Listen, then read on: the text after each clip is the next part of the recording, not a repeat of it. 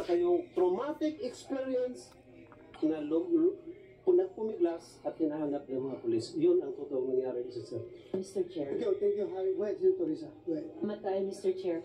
Ma'am, nung nagsasalita po si Mr. Sangco, pagdating dun sa parte na sinabi nung anak niyo na ang gusto niyang mangyari, kaya siya magpapatuloy, ay pati kayong mga magulang niya ay bumaba na at magsama kayo sa baba. Nakita ko po kayong tumatango. So, alam niyo po ba yon? At sumasang-ayon po ba kayo dun sa anak niyo? Yun po yung sinabi talaga ng anak ko nung panahon yun po talaga, ma'am. Totoo po yung sinabi ni Mr. Idelito Sangco. Yung sa akin lang po, ma'am, yung kinagugulat ko lang po talaga. Bakit ayaw na po? Kung gusto po ng bata bumaba kami, no? Ganito yun. Pag gusto ng bata, anak ko na bumaba kami, bakit ayaw niyang lumapit sa amin? Yun ang tanong ko. Bakit ayaw niyang lumapit sa amin? Kahit sa tatay ko nga ayaw niyang lumapit. Yun ang tanong ko talaga. Tanongin mo sarili mo. Sige nga. Yung sinabi, ayaw na lumapit. yung sabi ko, bakit naman nakadiri naman ka na mo? Walang iba makakasagot yan. You, being the mother, you answered your own question. Yes, Bakit sir. ayaw ng anak mo sa'yo? Sige nga. Nung nagtanong po ako, sir, nung sabi niya, kasi nga, meron daw silang pinangako sa kanya. Gusto niya daw kasi magkaroon ng bagong cellphone. Kasi yung cellphone niya, na binigay ko kasi hindi po pwedeng lagyan ng SIM kasi sira Okay. po yung lalagyan ng Mr. Chair. po talaga yung... Mr. Chair, quick follow-up lang. Ma'am, sorry. Contradictory po yung kasasabi nyo lang ngayon sa sinabi nyo kanina. Kanina po, sumang-ayon kayo at sinabi nyo sa sarili nyong bibig, labi, na naniniwala kayo sa sinabi ng anak nyo na kaya niya ginagawa niya ay dahil gusto niyang bumaba rin kayo nung asawa nyo at magsama kayong lahat na pamilya rito. Ngayon lang sabi nyo dahil sa cellphone. Baliktad po Hindi po, yun. ma'am, yung sinabi po yan talaga ng anak ko, doon po talaga nung pagkakaharap po namin sa opisina ni Mayor. Sinabi po talaga yun ng anak ko. Yun po talaga. Totoo po sinabi yun talaga ng anak ko. Nung kalaunan, nung nakuha namin siya, tinanong ko siya, bakit sinabi mo yun? Yung sabi niya kasi, pinangakuhan kasi kami, bibigyan kami ng cellphone. Kaya gusto ko talagang tumistigo kasi gusto ko magkaroon ng cellphone. Ayun na nga. Mr. Chair, dagdag lang na follow-up, sorry. Kahit pagbalik na lang po ni Miss Lovely, dahil binanggit din po ni Ma'am si Miss Lovely, so itanong ko rin po, ano yung totoo? Sige. Tulad ng tanong natin kay Mr. Sam. Cellphone. Mr. Chair, Pinarisan niya ng cellphone? hindi po totoo, Sir. Ha? Bakit kami mag-offer ng cellphone? So sino nag-invento ng istorya ng cellphone? Sila.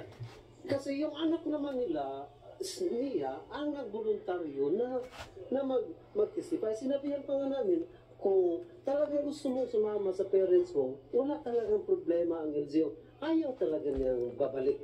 So bakit sabihin cellphone? Kung wala talagang... Sige.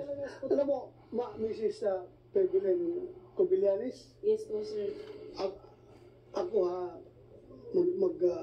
magpangkahan natin dito. Ako'y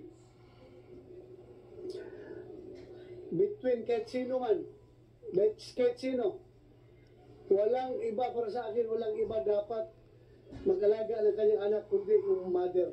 Yun nga po. Kaya ang puso ko na sa'yo, being a mother, ha?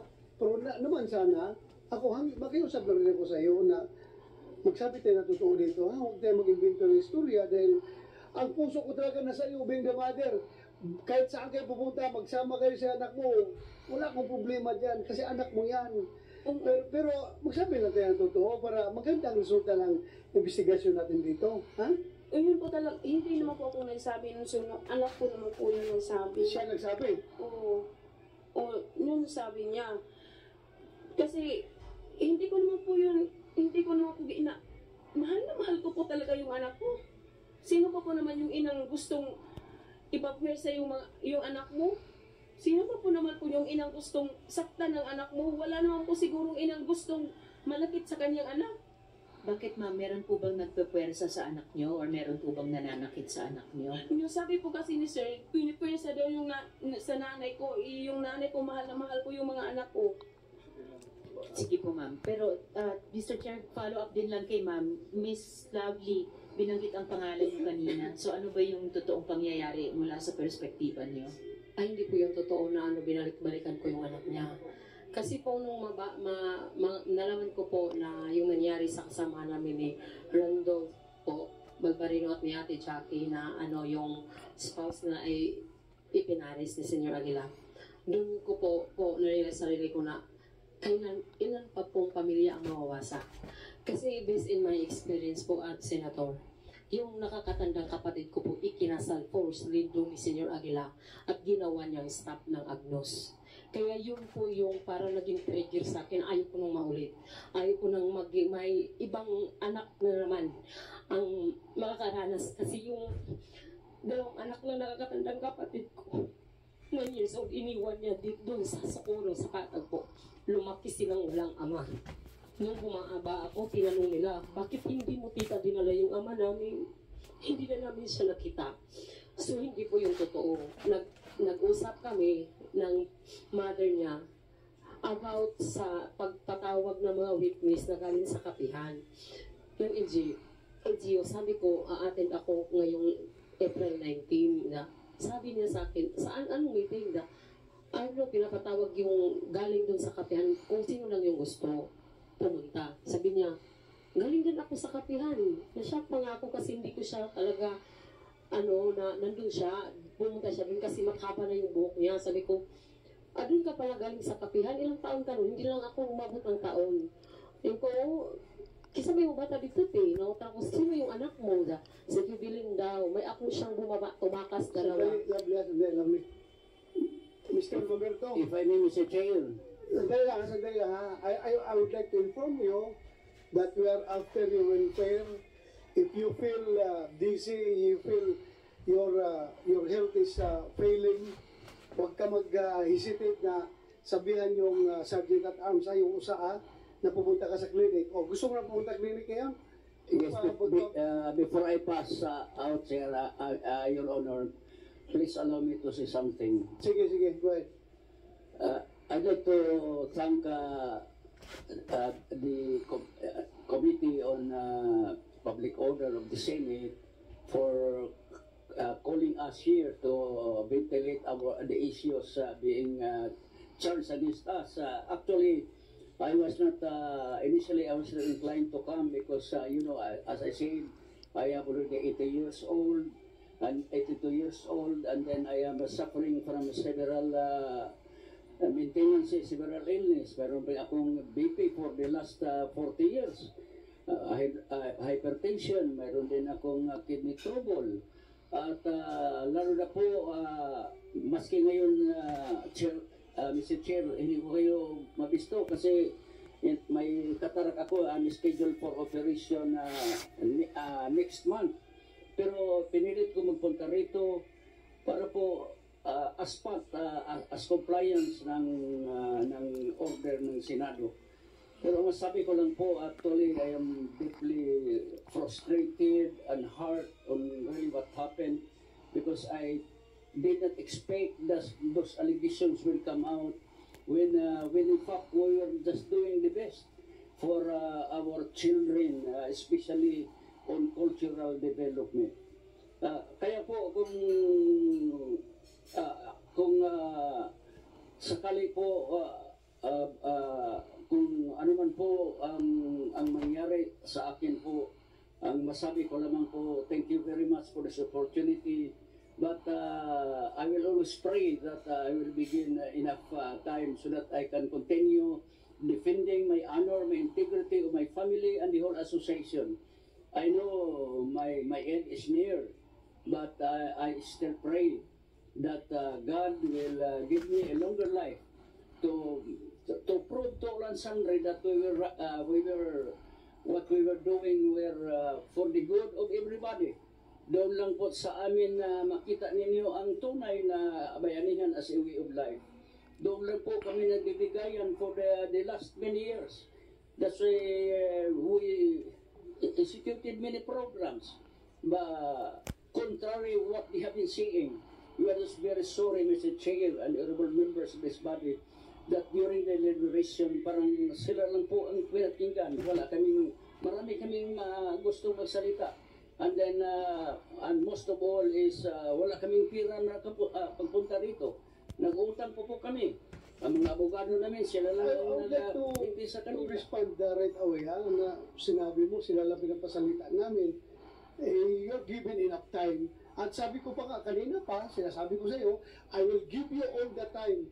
After, alam nga naman, mauna ang depensa bago ang allegations. Una natin pakinggan yung allegation bago yung depensa ninyo, di ba? Kaya nga, pag Yes po. I feel na kailangan mong sumagot ka agad, pinuputol ko yung pinapasagot ko kayo, yung side niyo, tinatanong ko kayo. Last time po. We will give you all the time, huwag ka magalala. And if you say that you are doubly frustrated because of these allegations, kami din, member ng committee, we are tenfold frustrated by these allegations. Bakit ito nangyayari? Kung mayroon tayo kasabihan na kung if there's smoke, there's fire. Di ba? Hindi mo natin sinasabi na inimbento yung fire. Merong smoke, so nag-imbestiga kami ngayon dito. Kung frustrated rin kami. Pareho tayo frustrated. But nevertheless, we admire your respect and courtesy to the Senate na pumunta ka dito. Otherwise, magkahamunan tayo dito, pa-issuean ko kayo na sa pila kung hindi kayo pumunta at talagang pupuntahan namin kayo doon para arestuhin kung ayaw nyo pumunta dito sa investigasyon na ito. So, salamat at Thank you po. pinaunakan ninyo yung aming imbitasyon. Maraming salamat. Thank you po. Ang hiling ko naman namin kung pwede po matapos ngayon kasi kung extend pa ito, ano pang mga schedule, paano kami makabalik po? Sige lang. Right now, your status is the four of you are cited in contempt and the chairman has already ruled your citing in contempt, so you have to remain under the physical custody of the office of the Sergeant at Arms of the Senate. And the committee will rule depending on the result of the next hearing. You are being cited in contempt. Kaya po, pasabi ko lamang ko na I hope the chair will consider my physical condition because actually I have even been very selective of my food and ang problema namin kung tatagal pa dito, paano kami makabalik? Wala kami pero lahat po kami ay mga civilian. Yep. I will consider. Relax Salamat po. I will consider. Pag-usapan namin yan. Meantime, punta ka muna sa clinic para ma-check up ka. Senator Risa, you want to continue with the Lovely? Meron ka pa bang idadagdag, Lovely, sa nangyari? Yung Sa pagitan nyo nung anak ni Miss Cubillanes at yung iba pang mga Apo, yung pong lula nung bata po, nanay ni Evelyn Cubillan, yung nagsabi sa akin na yung dalawang apo niya is nakatakas na at nakapag-enroll na sa high school po. Pinag-aral niya, hindi ng nanay. Siya yung nagtustos ng dalawang apo niya. Yun yung sabi ng lula. Tapos sabi ko, sinong apo to? Hindi ko po kasi yung kilala yung anak niya, personally. Yes po. At doon nakita ko yung bata. Nalaman ko na classmate yun ng kapatid ko. Classmate pala yun ng kapatid kong babae na andun ikinasal ni Senyor Aguila sa kapihan.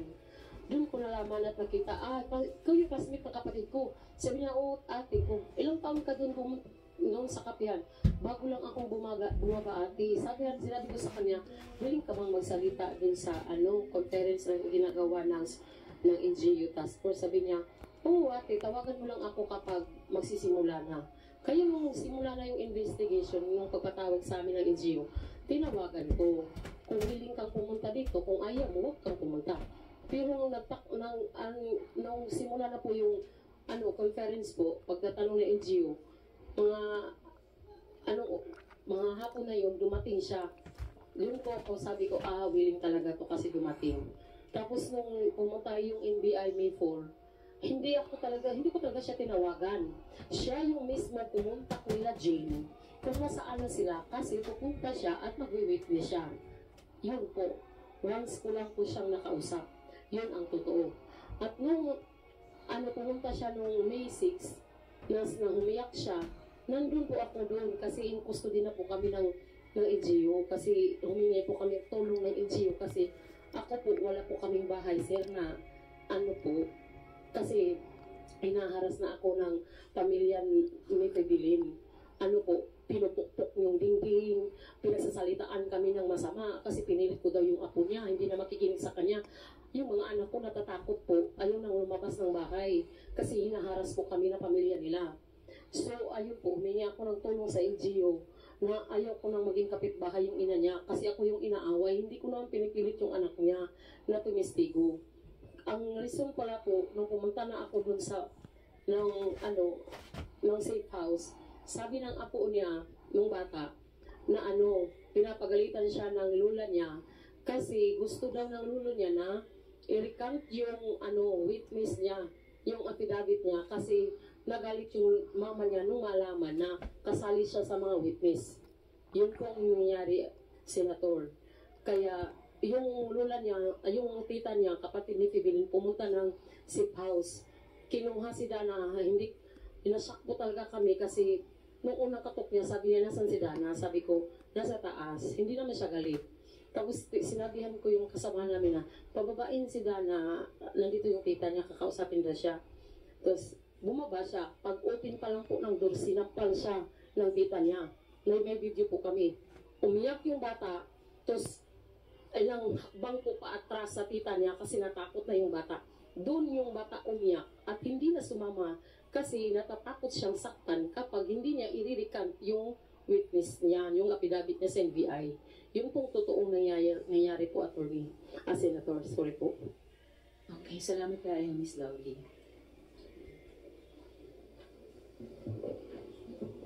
Sa mga parents nandito ngayon, ha? Mahalin ninyo mga anak ninyo. Ha? Alagaan niyo mga anak niyo. Bigyan niyo magandang kinabukasan. Paaralin ninyo. Diba? Hindi naman po yung anak namin Facebook, sir. Lahat tayo parents. Yan ang pangarap natin. Mabigyan ng magandang buhay ang ating mga anak. Totoo. Lalong-lalo na tayo, pareho tayong galing sa mahirap. Ako, ayaw ko makaranas yung mga anak ko ng dinaanan ko, naranasan ko, nahirap sa buhay. Kaya sana tayo, mahalin natin mga anak natin. Senator Risa? Sir, Yes. yung sinabi po ni Miss Lovely, may affidavit na po yung nanay ko nasa namin legal counsel. Tsaka, kung hindi nyo po itatanong, magkakilala po talaga kami kasi relatives po yung nanay ko at yung nanay niya. Sang po yung middle name ng nanay ko, sang po din po yung nanay niya. All in the family. Maliit na lugar lang naman yan, Socorro. Di ba? Yeah. Okay. Senator Risa. Ba't po kayo naiiyak, Ma'am Cubillayanes? Masakit po kasi ngayon. Kami pong taga-isla ng harap-harapan ngayon. Nung dating meeting na ang organisasyon namin kasi nung nagsimula po talaga yung Socorro, buo po yung bayanihan.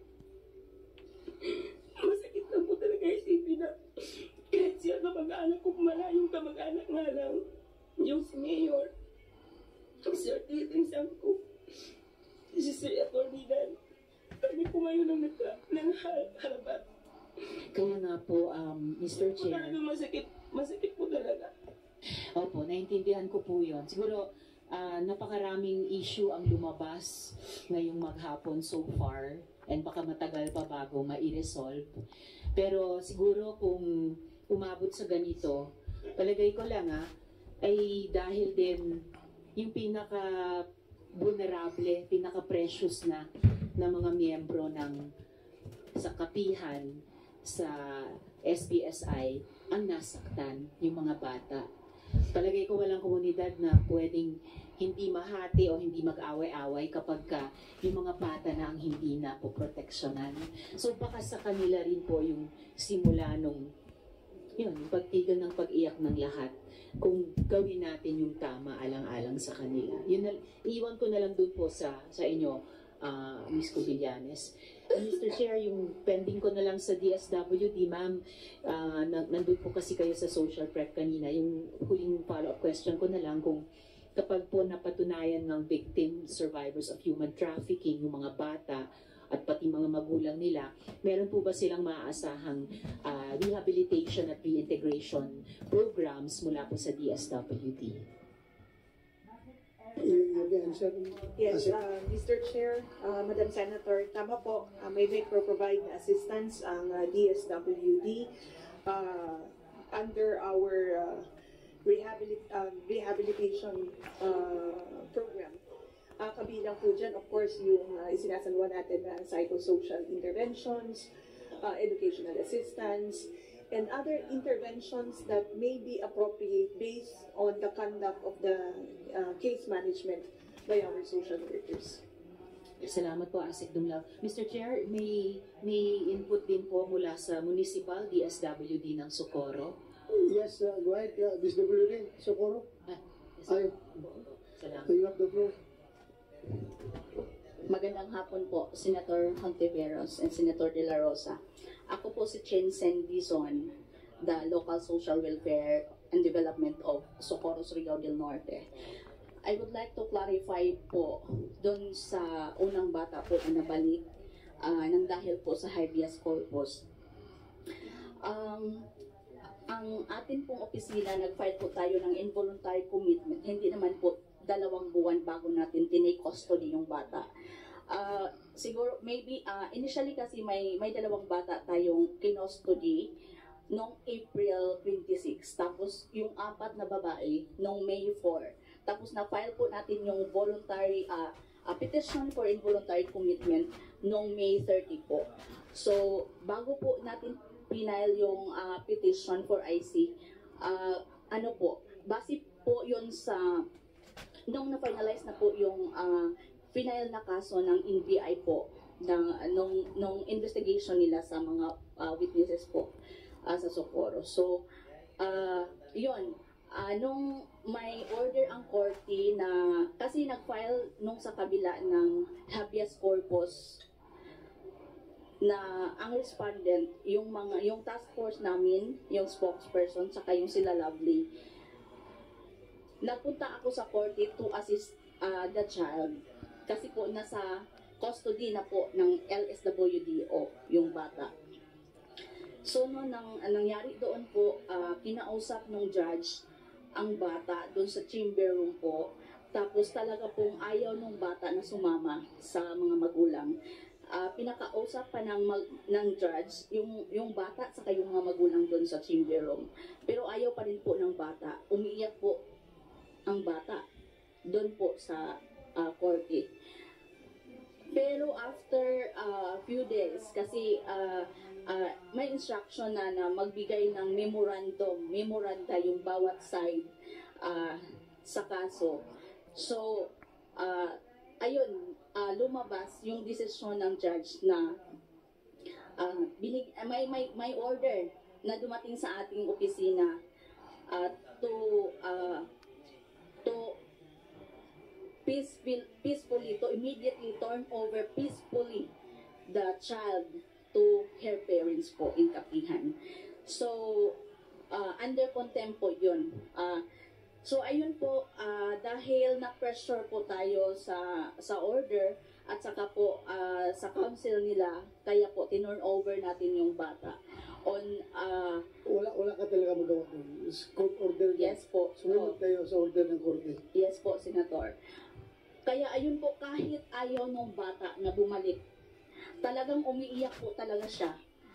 Sinabi pa po nga nung bata na kahit po pala lumapit na ako sa gobyerno, hindi pala talaga ako matulungan. On our part as social worker, napakasakit po. Parang kasi nakikita ko sa bata na talagang ayaw niyang bumalik sa mga magulang. Kaya wala akong nagawa, kundi ibalik talaga dun sa Kapihan yung bata ko. So, yun po ang gusto kong iklaro kasi parang 'di ba, kanina yung attorney sinasabi na nag-file kami ng habeas corpus ng petition for involuntary commitment 2 months after na custody yung bata. Hindi po yung totoo. Tsaka, nag-file po tayo ng petition for involuntary commitment. Even po, wala pa pong kasong final nila na habeas corpus dun po sa naiwang mga bata po, na 5 bata na naiwan sa custody po ng LSWDO at the same time ng LGU Socorro po. So, yun lang po. Thank you. Mr. Chair. Yeah, go ahead. Salamat kayo, Mr. Chair. At gusto ko lang pong i-acknowledge at magpasalamat dun sa dalawang government bodies na nag-bring ng attention tungkol sa mga batang ito sa opisina ko. Ang opisina po ni Mayor Riza at saka ang Municipal Social Welfare and Development Office ng Socorro. At sinabi ko po yun kay Sec Gatchalian nung budget hearing ng DSWD. At mabuhay po kayo sa pagkupkup nyo sa mga bata these past months. At yung pagsusumikap nyo hanggang sa ngayon na sila ay mailigtas. Napakalaking bagay po na naitawid nyo sila sa amin dito sa Senado. And then, Mr. Chair, para lang at least matutukan ko, just for this afternoon, yung issue na ni-raise ko kanina, is it my understanding that IACAT and DSWD will make the necessary legal and logistical arrangements to effect the protective custody of the children and parents? Yun po yung tanong ko, Mr. Chair. Yes, ma'am. IACAT, in coordination with its co-chairperson, DSWD, will make arrangements for the temporary custody of the two or three children. The 3 children, as well as their parents, if the parents want to. In addition to that, Your Honor, the other children that are presently in the custody of the local social welfare and development, maybe we can consider also the transfer of their custody to Manila. So, papakasama nila yung mga iba, and so they'll be available for the pending cases against the respondents. Maraming salamat po.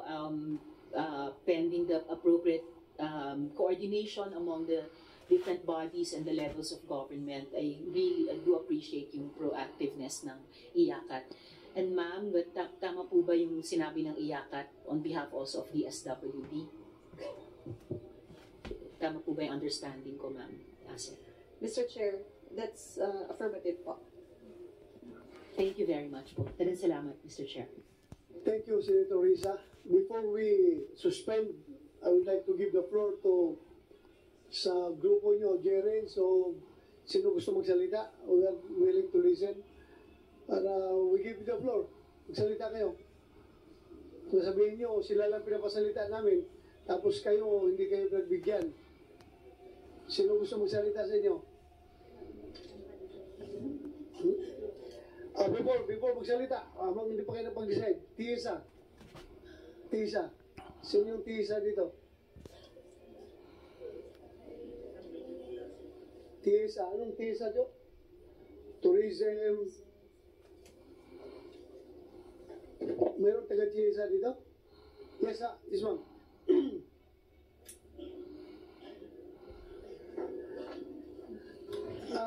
Ang tanong ko lang. Good afternoon, Your Honor. Yes, thank you, ma'am. Thank you for coming, ha? As per SBSI, Kapihan was declared Bukas Grande Flagship Tourism Enterprise Zone by TIEZA. Did this materialize or operational na ba ito? I'm sorry, Your Honor, I don't have personal knowledge, but maybe we could include it in our comments. If we... Kung pwede, pakibigyan ng position paper niyo, ma'am. Yes, po. Pertaining to this issue, ha? Yes, po. Yung pagiging flagship tourism enterprise, ano nang status ito? Yes. I'll check with my superiors. You're with TIEZA. Yes, the legal department, Your Honor. Ha? Yes, the legal department. Legal department Yes. ng TIEZA. Yes. Dito sa National Headquarters, sa Central Office. Yes, po. Sa main office, Okay. po. Main office. Yes, po. Thank you. Okay. How about you, kayo, thank you, Mama, thank you. Attorney, about this, may alam ka ba dito? Itong TIEZA, something, Tourism Enterprise Zone, may alam ka dito? Yes po, Yes, Senator, your chair. It was awarded to the SBSI during the term of my mother when she was mayor then around 2018, if I'm not mistaken, Your Honor. That's actually it's part of the reasons, one of the reasons why the board of directors has decided to stay in Kapihan, because one of the requirements by the TIEZA is for the organization to have the PAC-BRAMA renewed early, sir. Because according to TIEZA po, sir, wala daw pong investor na mag-i-invest if shorter lang po yung term nung PAC-BRAMA. So that's part of their evaluation, at yung incorporation din po ng ibang lacking na mga requirements to our CRMP or Comprehensive Management Plan po ng ang SBSI. Unfortunately po, pagka 2019 po, nabutan po na natalo po yung mama ko, and there were political, unfortunately, sadly, may mga political forces po na tumutol because they wanted po na the project will be transferred to the main island po ng Siargao. Because they wanted na doon po isentro yung projects na ibibigay ng gobyerno. And since wala na po yung mama ko in the office because she lost the 2019 election, so naging ano po, unfortunately parang na doon nagtapos. Hindi namin alam kung ano na pong status right after po na natalo yung mama ko. So that's what I personally know about that TIEZA project, Your Honor. It's worth 5 billion peso project supposedly po sana. Excuse me. Thank you, Attorney. Excuse me. It's easy. Sec. Good afternoon, Chair. Yes, thank you. It's true that the SBSI Incorporated is registered with the SEC? Yes, that is correct, Your Honor, Senator De La Rosa, and good afternoon also, Senator Santiveros. Yes, that is true. They are registered since 1980, and up to now, they are updated with their reports, and they're in good standing, Your Honor. So, what are your subsequent actions if, in case, itong problema na ito ay magkakaroon talaga ito ng whatever development mangyari sa korte, whether makonvicto sila or of all the allegations, of all the cases filed against them, ano magiging action ng ICC? Your Honor, we will continue to monitor what will happen to this case, and after due process, kung they will be convicted, then we will still study if the association, the SBSI, was really, the organization was really used as a means of committing these crimes. Then it would be very clear that those acts are ultra vires already on their part, which is a ground for revocation of the registration. Thank you, Susan. Thank you. Thank you. Meron pa kayo gusto sabihin from your side? Jerry Esquilario, attorney, kayo, meron pa kayo sabihin? Your Honor. You have the floor. Yes, thank you so much, Your Honor. We would like to ask this honorable body na sana po as we continue, that we will be allowed to our clients and our witnesses to also air their sides, just for the fairness and justice po. Because may mga dala po kami, may mga story din po, especially if we will allow po sana that two children to speak also of their truth based on their personal knowledge po sana, Your Honor, please, because that these children, especially yung isa po, si yung isang bata, yung lalaki, he personally voluntarily escaped from the detention facility of the local government. So sana po bigyan din po ng pansin, because unlike po kay yung anak ni Ms. Febelin, we got her because of a court order, but it's a different story po to the yung lalaki po. I cannot divulge his name for protection, but please, Your Honor, hear them as well. And as I've mentioned, we are here asking for the equal protection of our laws, and sana po maibigay din po sa organization namin na mapakinggan din po as we continue po with this process. Maraming salamat po. Yes, that is why we invited you, because we want to hear from you.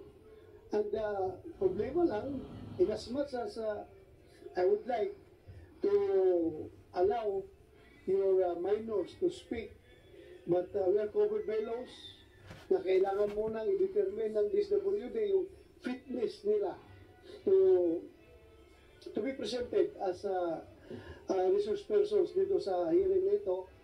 And according to the expert ng DSWD, it will take some time. Kaya if you have observed, I tried my best to be neutral here. Gusto niyo i-present yun in the interest of fairness. Gusto ko na talaga pakinggan. But yun nga, DSWD needs more time. Kaya maybe next hearing. So, with that, meron pa kayong gustong sabihin? Yes, Jerens? Your Honor, sakit po isipin na parang husgahan na po ako ng lahat. Kasi yung pagka-presidente ko ng Socorro Bayanihan Services Incorporated ay hindi ko po kagustuhan. Yung, kung hindi lang yung aming presidente na si Rosalina Taro, hindi ako tatanggap ito. Kaya pakinggan niyo po ako kasi hindi ko po magagawa yan. Bata po ako. Hindi nga po ako nakapagtapos ng pag-aaral. Kawawa ka naman. Anong nangyari dito sa'yo? Ginagamit ka lang na figurehead yan. Tapos nagasalo ka sa lahat ng problema. Wala ka palang ano ba? Bakit po sir, Your Honor, na... Tanungin mo na kita, bakit ikaw ang napili? Sige nga. Dahil po ni Rosalina Taro. Bakit ka nga napili ni Rosalina Taro na you are totally out of the picture? Lumabas ka lang nung sinabi na meron kang powers. Bakit ikaw napili ni the late Taro, yung lola ni Atty. Yun nga, yung hindi ko alam, bakit ako yung... Hindi, tanongin mo, hindi ko alam. Imposible hindi ko alam. Gagano ka lang, tutunga ka lang, bakit ako? Siguro nagtanong ka. At siguro may alam ka, bakit ikaw pinili. Sige nga, you share to this committee. Open tayo dito. We will hear you. Naintindihan namin yung buwan mo, yung handicap mo. Naintindihan namin, sige, mag-share ka sa amin. Bakit ikaw ang pinili? Yung mga kapagsasabi lang po, si Atty. na yung apo niya. Yung apo niya. Kaya nga, bakit ka nga ikaw napili? Yun nga, yun. Sa bata-bata mo, sipagkili ka. Bata ka, wala kang alam, inosente ka. Whereas, nandyan yung mga, kung sa atin pa sa, maalam, mga matatanda na maraming alam, Doctor of Education. Bakit ginawang Vice President lang? Ikaw, wala pinag-aralan, ginawang Presidente. Kaya tinatanong, binabalik ko sa question, bakit ikaw ang pinili ng namayapang dating Presidente? Pwede ko Bisaya. Sige, Bisaya ka. Sige. Muna yung pangutangan nga, okay pa ako sa unsay kuan ni Rosalina nga nung pili ko nga ako usa man ko kabata 22 years old mo 23 pa man ko. Okay, sige. Bata ka, 23 years old, pinili ka. Ganito na lang. I will provide you with the answer. Di ba pinili ka dahil of your extra powers? Dahil ka makakakumand ka ng following sa mga tao dahil naniwala ang mga tao ng kapihan na masave mo sila sa lahat ng katalagman, lahat ng masama pangyayari sa mundo dahil you are the reincarnation of Christ. Kung totoo po yan, Your Honor, may if jurisdiction kami. Ano? May FM registration kami, nagsulti-sulti na ako tapos FM registration nga ako, Mesiya, ako Isos. Yung tahod ng mga tao, ng respeto, gumikan sa pag ni Rosalina, ang pagtahod nila, gumikan sa pagtahod nila Rosalina, dahil sa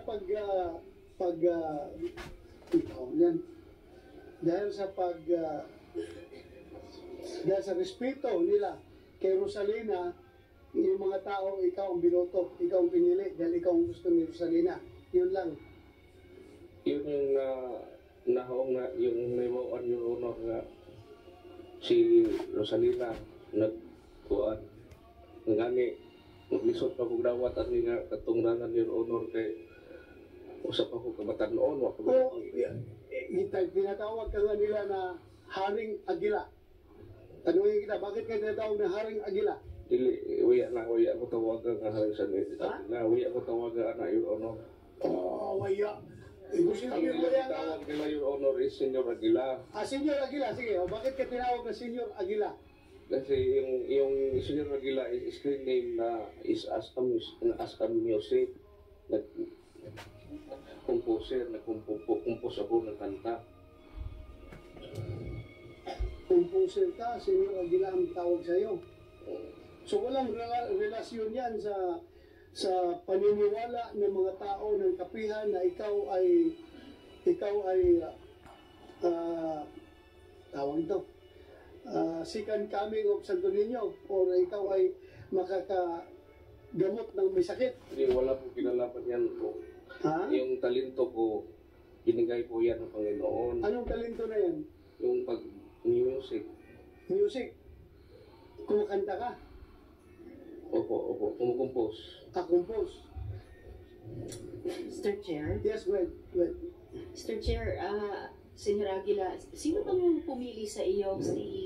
Si Ma'am Rosalinda ba or si Mr. Galanida? Hindi po si Mr. Galanida, si Rosalina po. Pero sa kondukta po ninyo, sa buong maghapong ito, 8 oras na halos, ito isang huling pagkakataon na iligtas nyo ang sarili nyo sa harap ng mata siguro ng komite. Inuutusan lang ba kayo ni Mr. Galanida? Hindi po.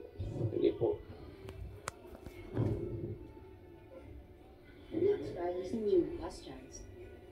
Pero, nagtatanong ka kay Mr. Galanida kung anong mga desisyon na gagawin mo. Yung humihingi ka ng advice sa kanya. Kasi si Mr. Galanida po, yung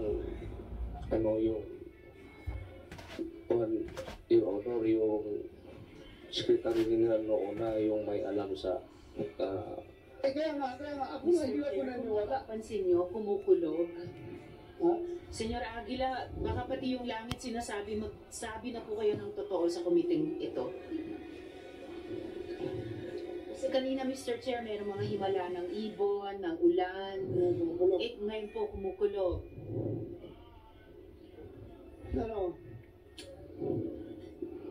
Your Honor, gusto gani ko muhuman og eskwela, Anong grado mo? Ako, Anong high grado? school graduate ako, Your Honor. Second year high school ako, Your Honor. Second year high school? High school. Gusto ko gani ko magnapa ko yung mga pangandoy sa kinabuhi. Alam mo? Ito ang pangutanang anong ipili kong presidente sa bayanihan. Kaya nga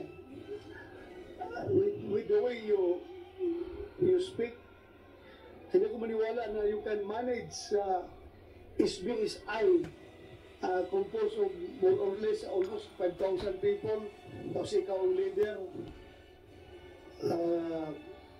Yes.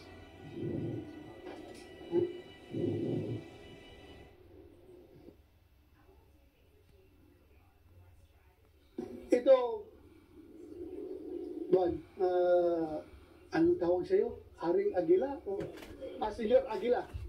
Makita mo yung rebulto na yan? Opo. Sino yan? Si Don Albino Taro po yan. Si Don Albino Taro. Ang dituukan. Yan yung lolo ni Atty.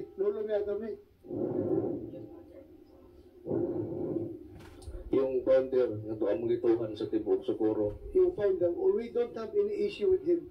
In fact, we respect him. At saka yung kanyang wife, the late wife niya, ang ganda yung kanyang vision sa buhay na makatulong sa mga mahihirap, mag-organize through bayanihan, at gamitin yung natural resources sa isang lugar na antap para mapakinabangan ng mga kababayan natin na hirap sa buhay. Wala kaming issue sa kanila. Ang issue lang ngayon ay nagsimula sa iyo. Nung ikaw ay dumating dyan sa kapihan at nagkakaroon na ng forced marriages, meron ng allegation ng mga rape, at pinipilit mo na mag-sex sila, at kung hindi sila mag-sex, pinapareport mo, at meron mga report ng yung mga bata hindi pwede mag-aral. So yun na, that started the problem.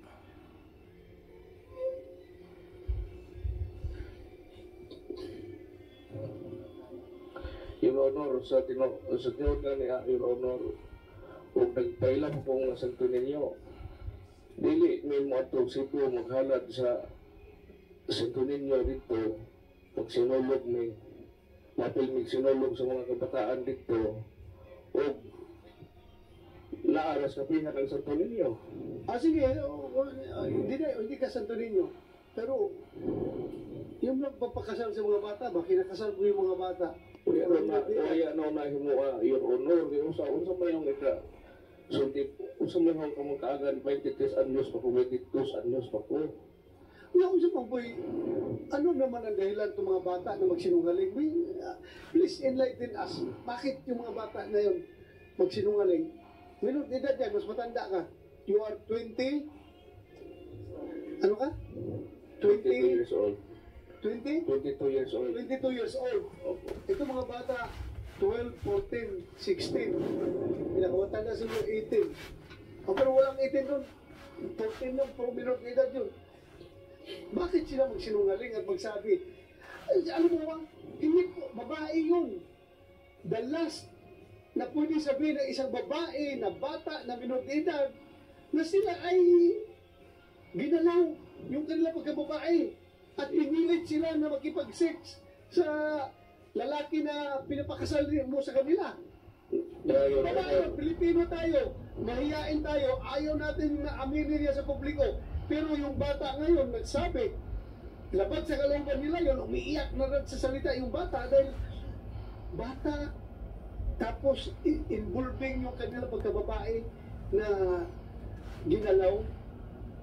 Magsinungaling pa yun? Prangkahan tayo, Jerens. Yung Your Honor, tanungin lang po natin yung dalawang bata na si... Pinapasa mo lang order naman doon sa dalawang bata na one boy. Yung nga, sabi nga ng DPWD, hindi pwedeng iharap yun dahil may mga kailangan tayong sundin na batas. So, I think, Senator Risa, meron ka pang sabihin? Wala na po, Mr. Chair, dahil salamat. Thank you. And with that, sino pang gusto magsalita? Pakinggan natin. Habang dito tayo, di ba tayo nag-suspend? Meron pang gusto magsalita sa inyo? Kayo, mga dating polis, may gusto kayo sabihin? Kung sabihin nyo, pinapunta kayo dito, tapos hindi kayo pinagsalita. You have the floor. Gusto nyo magsalita? Ha? Ikaw? Meron kayo sabihin? Wala? So kung wala na, after almost 8 hours, 10 minutes before mag 8 hours, no? Ay, hindi pala.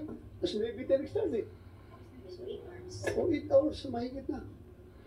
After 8 hours, I would like to thank everyone for your patience. Alam natin kaya kayo hindi umalis dito. Kayo pumunta dito at talagang nag-stay put hanggang natapos ang hearing dahil napaka-importante na issue yung ating tinalakay. And it is about our children. Kabataan yan. Lahat tayo concerned. We are willing to give up everything that we have just for the sake of our children. There's no debate about that. Kaya maraming salamat in behalf of the Senate, behalf of Senator Risa and the Health Committee. Salamat ako sa inyo pagpunta dito. And this is not the last, we may call another hearing, but didetermine muna namin, meron pa kaming didetermine na papatawag lang namin kayo. If not, we will be the one going there sa kapihan, doon tayo mag-hearing. Ano, Jerez, papasokin mo kami? Kung doon tayo mag-hearing? Wala naman po napipigil. Pwede mas maaga nga kung maato kapihan para maibawaan nyo dito ang tinawag mga kamatuoran, Your Honor. Sige, next hearing, pupunta kami doon. Pwede sila mag-hearing tayo sa munisipyo ng Socorro, tapos akyat tayo doon sa kapihan para Your Honor, para yung ocular inspection. Opo, Your Honor, yan yung pinapangarap namin na pagkapunta kayo doon kasi hindi yan, hirsi-hirsi lang yung mapakinggan yung side ng buong kapihan. At saka, buong side namin. At saka yung pamasahin ninyo na magastos ito, bibiyahe kayo dito. Kami na lang bibiyahe doon, at least kukunti lang kami na bibiyahe doon. Opo, salamat, Your Honor, para magtanong kayo doon sa kapihan. Pero meantime, kulong ka muna sa baba dahil cited in contempt ka eh. Opo, Your Honor, natanggapin ko po yan kasi yan. Ingat kayo sa baba. Aircon dyan, walang problema. Aircon, may tubig, may pagkain na libre, and you will not be denied of the presence of your counsel. Attorney, bisitahin mo lang sila dyan, walang problema. Your Honor, can we request, Your Honor, because our Vice President Mamerto Galanida as like he said, mayroon po siyang personal ailment. He has a son-in-law with him. Alam po yung mga medicines, mga ano po. Pwede po ba siya doon din? Samahan sila doon sa baba? Walang problema. Samahan mo doon, walang problema. Maraming salamat po, Your Honor. And usaat, yung po natin, medical natin, nasikaso si Mamerto Galanida. Tingnan nyo ha, monitor nyo palagi. Salamat, and with that, again, I thank everyone for your cooperation. As I've said, napaka-importante ang kinabukasan ng mga bata. So, the hearing is hereby suspended